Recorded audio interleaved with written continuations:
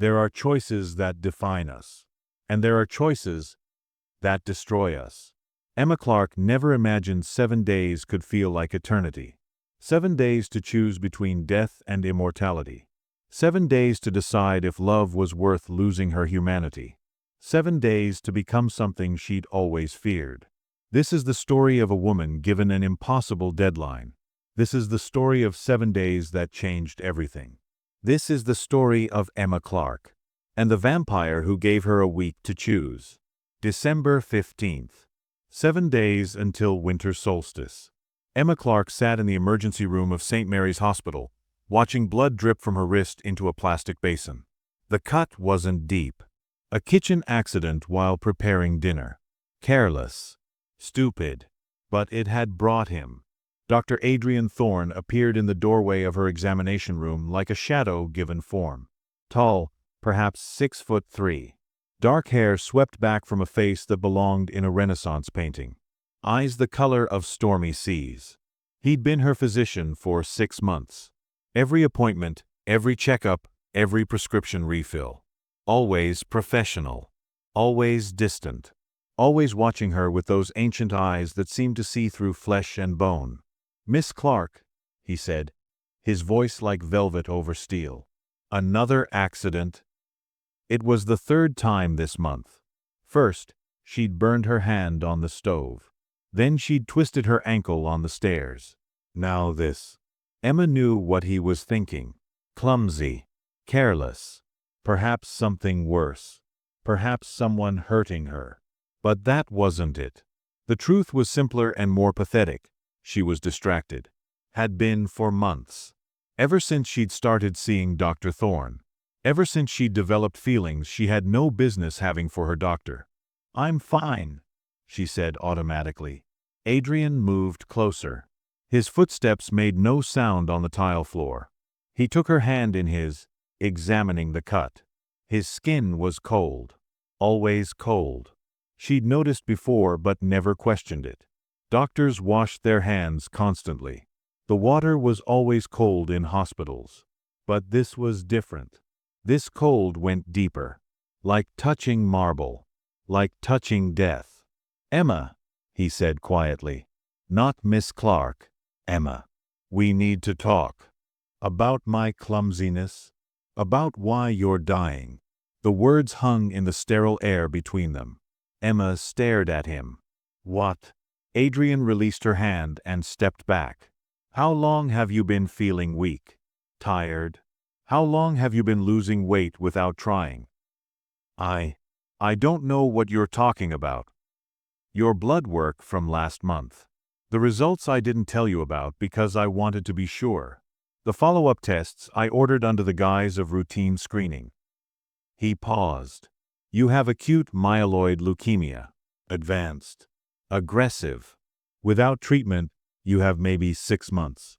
With treatment, maybe a year. Maybe." The room tilted. Emma gripped the edge of the examination table. That's not possible. I feel fine. You feel tired. You bruise easily. You've lost 12 pounds in 3 months. The kitchen accidents aren't accidents, Emma. Your coordination is deteriorating. Your body is failing." Emma shook her head. "Why didn't you tell me? Why wait?" "Because I wanted to be certain before I offered you a choice." "A choice." Adrian moved to the door and locked it. The click echoed in the small room. When he turned back, something had changed in his face. The professional mask had slipped. "I'm going to tell you something that will sound insane," he said. "But I need you to listen. Really listen." "Dr. Thorne, I don't. I'm 437 years old, Emma. I was born in 1586 in London. I died of plague in 1623. And I've walked this earth ever since." Emma stared at him. You're saying you're a vampire?" "Yes. This is insane. You're insane. I need to leave." She stood, swayed, sat back down. Adrian didn't move. "Look at me, Emma. Really look. Have you ever seen me eat? Have you ever seen me in direct sunlight? Have you ever felt warmth in my skin? She wanted to laugh, to scream, to run, but she did look, really looked, and saw what she'd been unconsciously avoiding for months. The too perfect stillness, the way he never seemed to breathe, the cold that radiated from him like winter itself, the impossibility of him. "No," Emma whispered. "This isn't real. Your leukemia is real. Your death in 6 months is real. But I can offer you an alternative." He knelt in front of her, bringing his face level with hers. "I can make you like me. Immortal. Healthy. Strong. You'd never die. Never age. Never suffer. But I'd be a monster. You'd be alive." Emma laughed, a broken sound. "Alive? You just said you died in 1623. I exist. I experience. I feel. More intensely than any human. Every sensation, every emotion, magnified 1,000-fold. It's not life as you know it. But it's not death either." "Why?" Emma asked. "Why offer this to me? You barely know me." Adrian was silent for a long moment. "I know you better than you think. I've watched you for 6 months. Studied you. Learned you. The way you treat every patient with kindness, even the ones who are rude. The way you volunteer at the shelter every Thursday. The way you stop to pet every dog you see on the street. You've been stalking me? I've been trying to decide if you were worth saving. And am I?" Yes. The word was simple. Absolute. "You're worth saving, Emma Clarke. You're worth immortality. But the choice has to be yours." Emma stood again, this time steady. She walked to the small window, looked out at the parking lot. Normal people living normal lives. Going to work. Going home. Living. Dying. The natural order of things. "What do I have to do?" she asked. "Decide. In 7 days, on the winter solstice, we perform the transformation. If you choose it, if you're certain." "Why 7 days?" "Because I've learned that certainty requires time. Rush it, and you'll regret it forever. And forever is a very long time, Emma." She turned to face him. "And if I say no? Then I help you through your illness as your doctor. Nothing more. You live what time you have left as human. And when you die, you die. I won't force this on you. I won't manipulate you. The choice is entirely yours. 7 days to choose between death and monstrosity. 7 days to choose your fate." Adrian stood. "Think carefully. Research. Ask questions. I'll answer anything. But understand this. If you choose transformation, there's no going back. Ever." He moved to the door, unlocked it, became Dr. Thorne again. Professional. Distant. "I'll see you tomorrow for follow-up," he said. "Think about what I've told you." And he was gone. Emma stood in the empty examination room, her bandaged wrist throbbing, her mind reeling. 7 days. 7 days to choose everything. Day 1. Emma didn't sleep that night. She sat in her apartment, laptop open, searching. Vampire folklore. Medical conditions that mimic vampirism. Mass delusions. Anything to explain what Dr. Thorne had told her. Because it was insane. Impossible. Vampires didn't exist. They were fiction. Horror movies. Halloween costumes. Except she remembered every interaction with Adrian Thorne. 6 months of appointments. And never once had she seen him during daylight hours. Never once had she seen him eat or drink. Never once had she felt warmth in his skin. Small things. Easy to dismiss individually. But together. At 3 a.m., she closed her laptop and stared at her reflection in the darkened screen. "This is crazy," she said aloud. "I'm considering actual vampirism."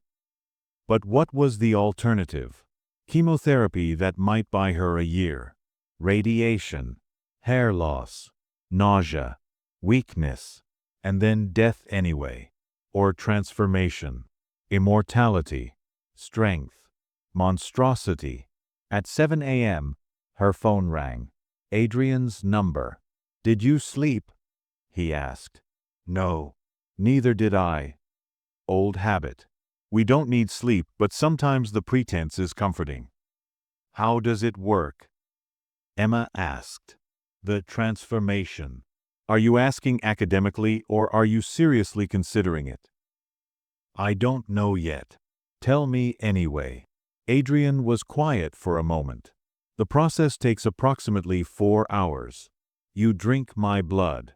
Not much, just enough to establish the connection. Then I drain you. Completely. Your heart stops. You're clinically dead for about 6 minutes. During that time, my blood rewrites your cells, transforms them. When your heart starts again, you're no longer human.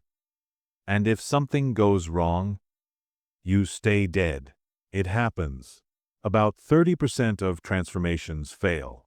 The human body is too damaged, or the will to return isn't strong enough. 30%? Those are terrible odds. They're better than 6 months and certain death." Emma closed her eyes. "What's it like, being a vampire?" "Overwhelming at first. Every sense is magnified.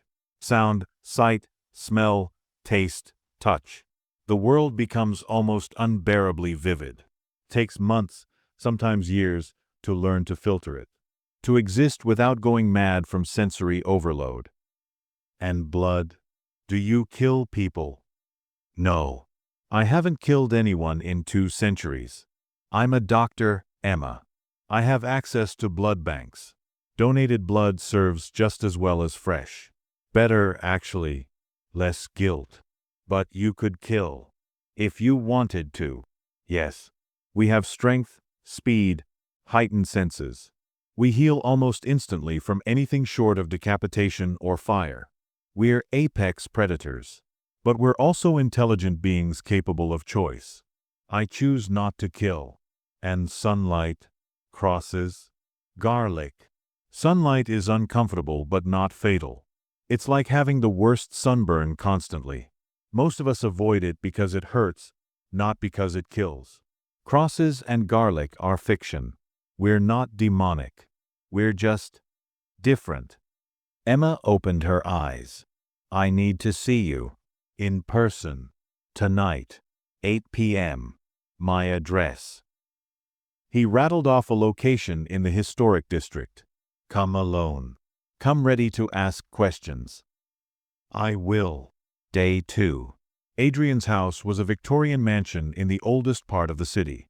Emma stood on the sidewalk, staring up at the dark windows. This was insane. She should turn around. Go home. Accept her diagnosis. Die like a normal person. Instead, she climbed the steps and knocked. Adrian opened the door immediately, as if he'd been waiting. He probably had. Vampire hearing. He'd probably heard her heartbeat from blocks away. "Come in," he said. The interior was exactly what she'd expected and nothing like it. Antique furniture, yes. Dark wood and heavy drapes. But also modern touches. A laptop on an old oak desk. A plasma TV. Bookshelves filled with everything from medieval manuscripts to contemporary bestsellers. "You've lived a long time," Emma said, looking around. "Long enough to see the world change 100 times over. Long enough to adapt or die." "Show me," Emma said suddenly. "Show me what you are. Really." Adrian studied her. "Are you sure?" "I need to see. Need to know this is real." He nodded slowly. Then he changed. Not dramatically. Not like the movies. But his eyes darkened until they were completely black.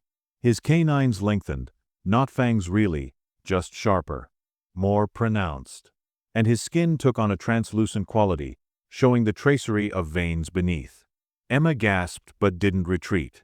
"This is what I am," Adrian said, his voice unchanged. "This is what you'd become. Change back." He did, the transformation reversing in seconds. Human again. Almost. How do you live with it? Emma asked. Knowing you're not human anymore? I've had 400 years to get used to it. You'd have forever. They sat in his study, and Emma asked questions. About feeding. About the physical changes. About immortality and isolation and what it meant to outlive everyone you'd ever loved. Adrian answered everything. Honestly. Brutally honestly sometimes. I've been married 3 times, he said at one point. Watched all 3 wives grow old and die while I stayed young. The pain doesn't get easier. You just get better at bearing it. Why risk it again? Emma asked. Why offer to turn me? Because I'm tired of being alone. Because in 400 years, I've only met a handful of people worth saving. You're one of them. You barely know me. I know enough. I know your kind. Smart. Strong. You'd make a good immortal. Or I'd make a good monster. That's your choice to make. Emma left at midnight, her head full of impossible information. She had 5 days left to decide. Day 3. Emma spent the day researching her illness, calling specialists, getting second opinions. All confirmed what Adrian had told her. Acute myeloid leukemia. Advanced. Aggressive. 6 months without treatment. Maybe a year with. The odds of the treatment actually curing her were less than 15%. 15% chance to live. Or 70% chance to transform. The math was compelling if she ignored the monstrosity part. That evening, Adrian called. How are you feeling? Terrified. Confused. Angry. All normal reactions. There's nothing normal about this situation. No, Adrian agreed. There isn't. Have you told anyone about the vampirism? Oh.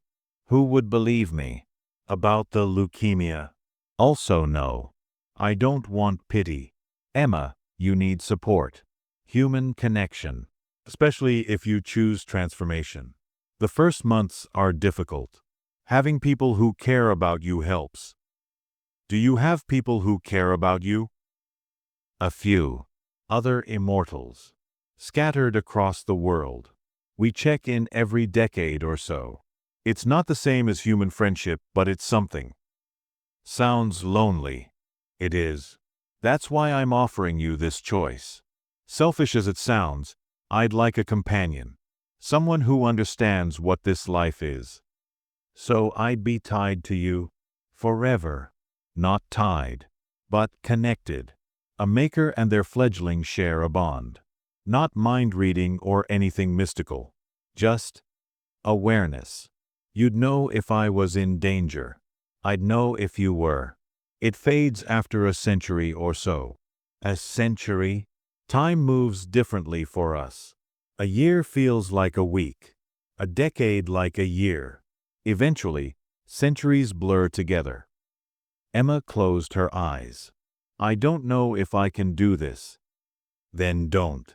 Choose human. Choose death. It's a valid choice. Is it? Really? Choosing death when immortality is offered? Yes. Some things are worth dying for. Humanity. Mortality. The knowledge that your life has an end. Not everyone wants forever. Do you? Adrian was quiet for a long time. Ask me in another 400 years. Day 4. Emma woke up weak. Dizzy. The leukemia progressing. Faster than Adrian had predicted. Her body beginning to fail in earnest. She called in sick to work. Lay in bed. Stared at the ceiling. 4 days left. Maybe less if her body decided to give up early. Adrian appeared at her door at noon, somehow knowing she needed him. How did you get in? Emma asked from the couch where she'd been lying.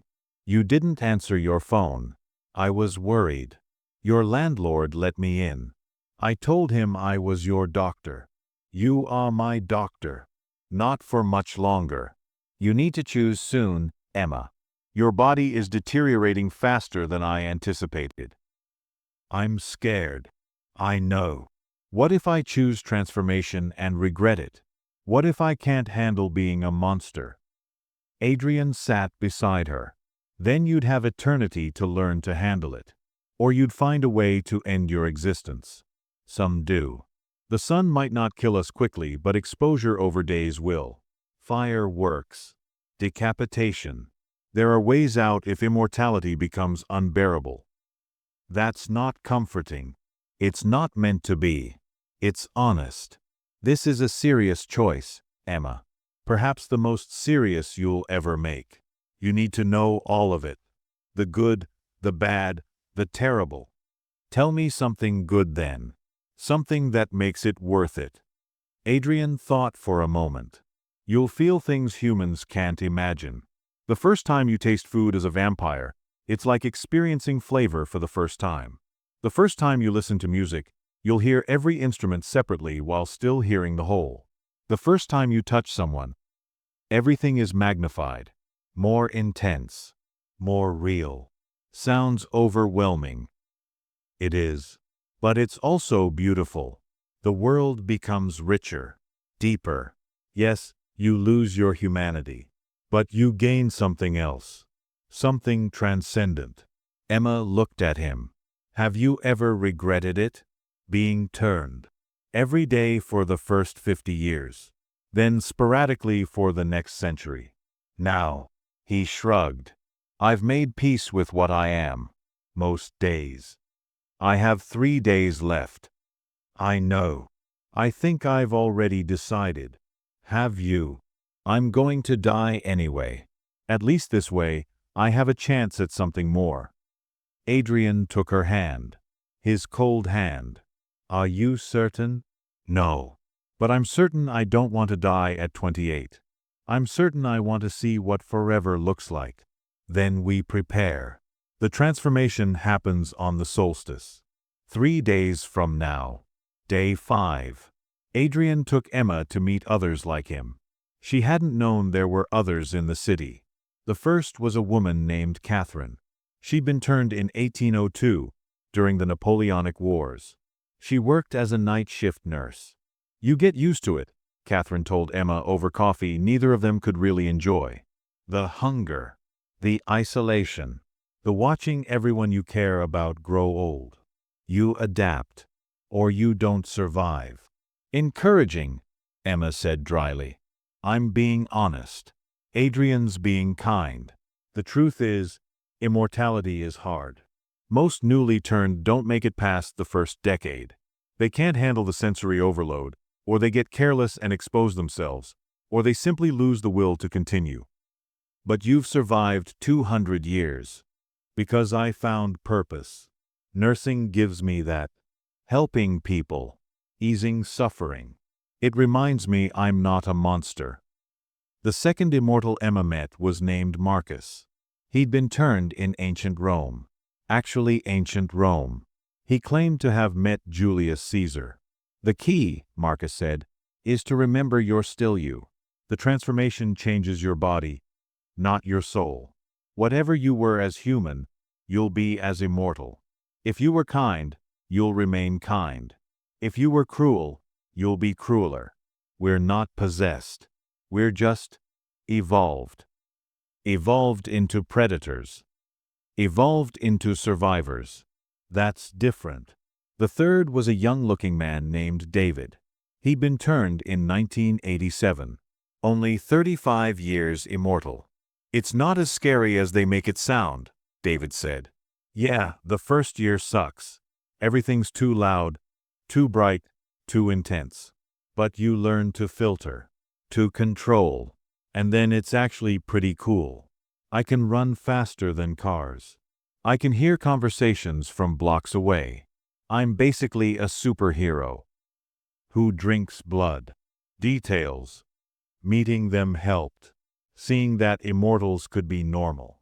Could have jobs and friends and lives. Could be more than monsters. That night, lying in bed, Emma made her final decision. She would transform. She would become immortal. She would risk monstrosity for a chance at forever. Day 6. Adrian spent the day teaching Emma what to expect. The transformation process. The aftermath. The danger period when newly turned vampires were most vulnerable. For the first 72 hours, you'll be almost feral, he explained. Instinct will override thought. You'll want to hunt, to feed, to kill. I'll need to restrain you. Keep you contained until your rational mind reasserts control. You'll chain me up? Yes. In my basement. It's soundproofed. Reinforced. No one will hear you scream. Jesus. I know how it sounds. But it's necessary. Newly turned vampires are dangerous. Not just to humans but to themselves. You'll try to escape. Try to hurt yourself. Try to walk into the sun. The transformation scrambles your mind temporarily. How long temporarily? Usually about a week. Sometimes 2. You'll be lucid for moments. Then feral again. It's unpredictable. Emma swallowed hard. I'm starting to reconsider this. Good. You should. Right up until the moment it happens, you should be reconsidering. They spent the evening going over practical matters. Emma wrote a will, leaving everything to her younger sister. She couldn't explain why, just that it felt necessary. She also wrote letters. To her parents. To her best friend. To her sister. Letters explaining that she'd decided to travel. To leave the country. To start over somewhere new. You'll need a new identity, Adrian said. New documents. I have contacts who can arrange that. You'll be Emma Clarke for another decade or so, then you'll die and become someone else. How many names have you had? Dozens. I've been Adrian Thorne for 15 years. Before that, I was Alexander Drake. Before that, Anthony Black. I keep the initials. Makes it easier to remember. Do you ever forget who you were originally? Adrian's expression became distant. Sometimes. The first century is clearest. Everything after starts to blur. I remember being born in London. I remember my mother's face. My sister's laugh. But the details, they fade. That's sad. It's survival. Perfect memory would be torture.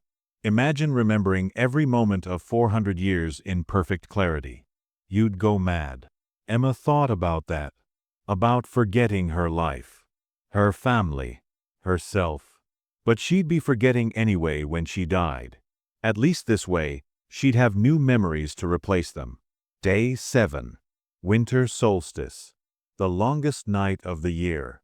Emma woke up knowing this was her last day as human. Her last day as Emma Clarke, mortal. Tomorrow, if she survived, she'd be something else. Adrian picked her up at sundown. She'd told her family she was going on a work retreat. A week of intensive training out of state. They'd believed her. Why wouldn't they? The drive to Adrian's house was silent. What was there to say? Everything important had already been said. Inside, Adrian had prepared. The basement was exactly as he'd described. Soundproofed walls. A bed with reinforced chains.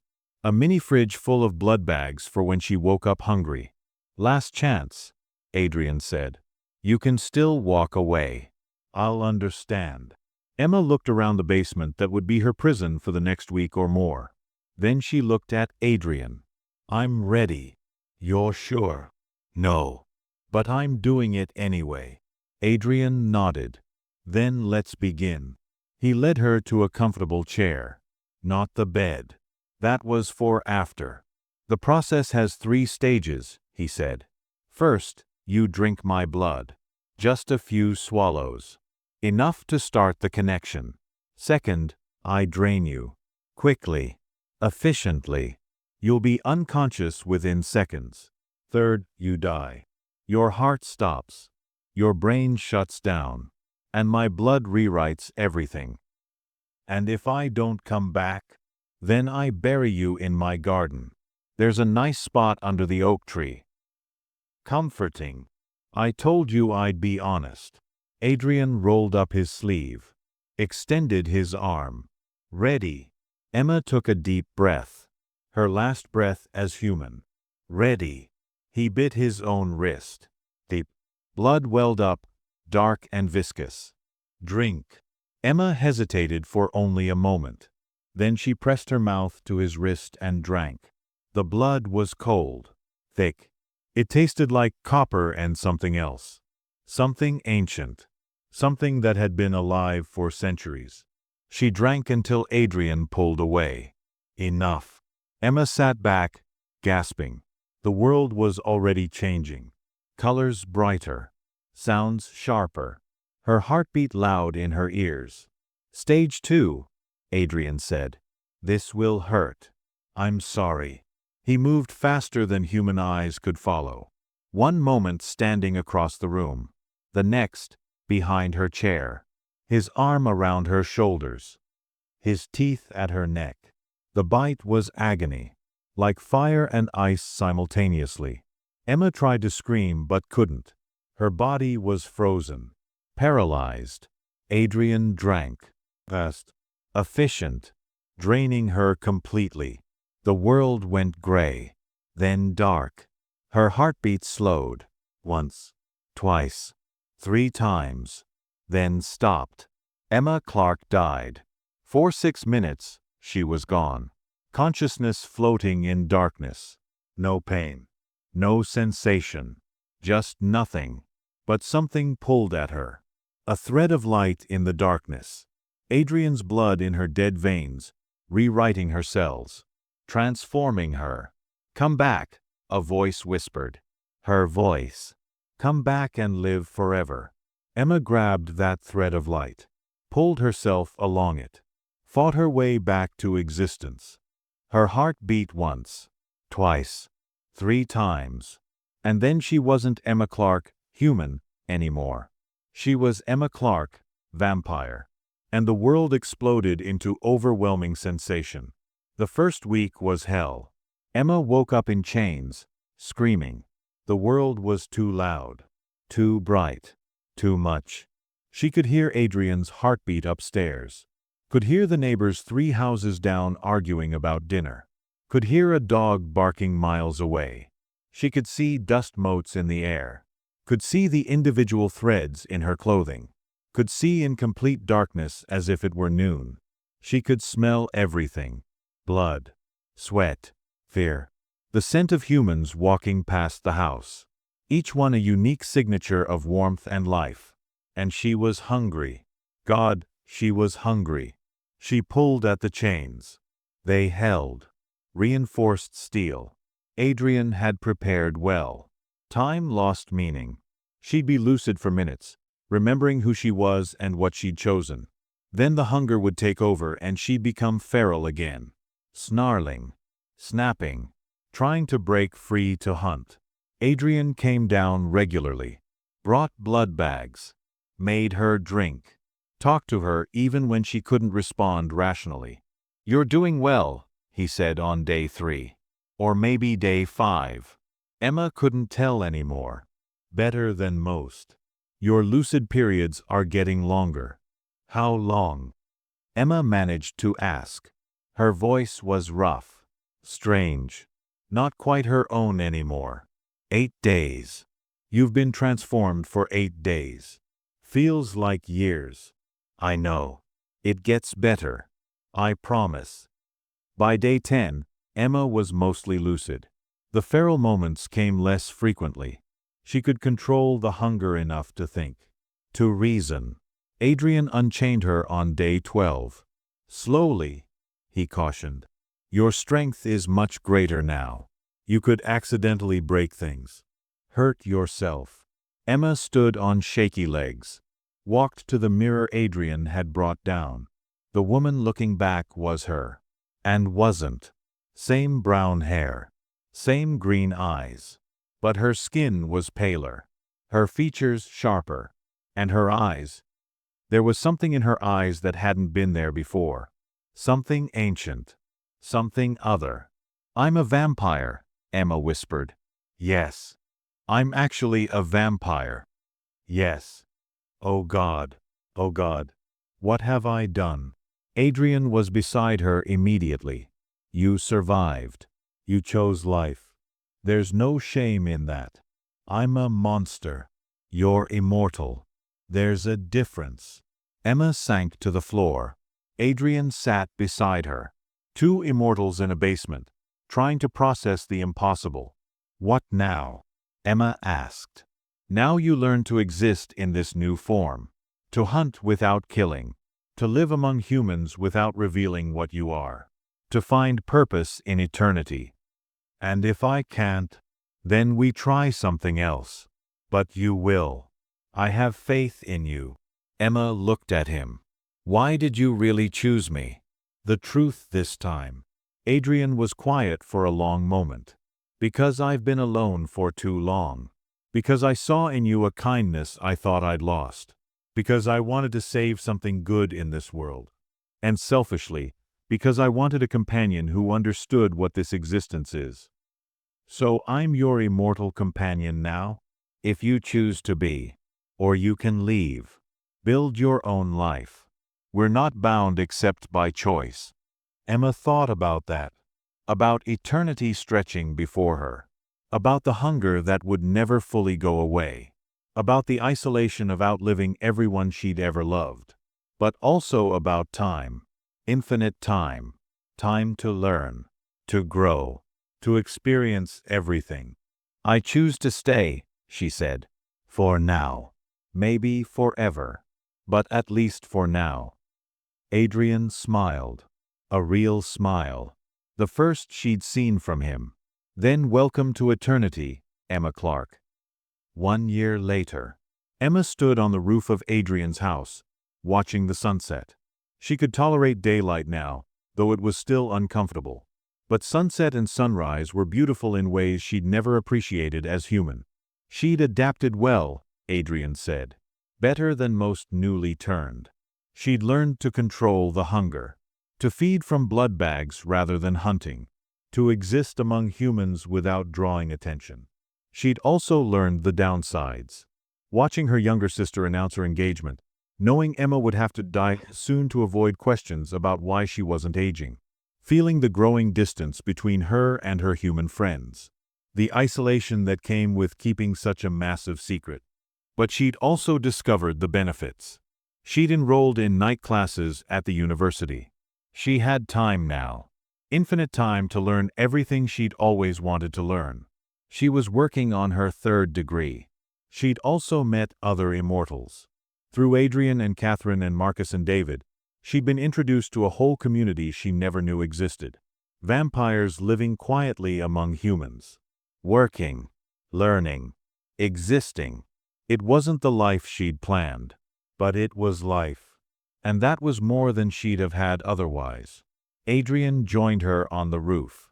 Thinking about the past? He asked. Thinking about the future. 700 years from now, will I remember this moment? Will I remember being human? Probably not with perfect clarity. But you'll remember the important parts. The choice. The transformation. The first year of learning to be what you are. Do you ever regret turning me? Never. You. Emma thought about that. About everything she'd gained and lost. About the price of immortality and the gift of time. Ask me in 700 years, she said. Adrian laughed. Fair enough. They stood together in comfortable silence, watching the last light fade from the sky. Two immortals at the beginning of forever. 7 days had changed everything. And Emma Clarke, who'd been given an impossible choice, had chosen to live. Not as human, but as something more. Something other. Something immortal. And she was learning to be okay with that.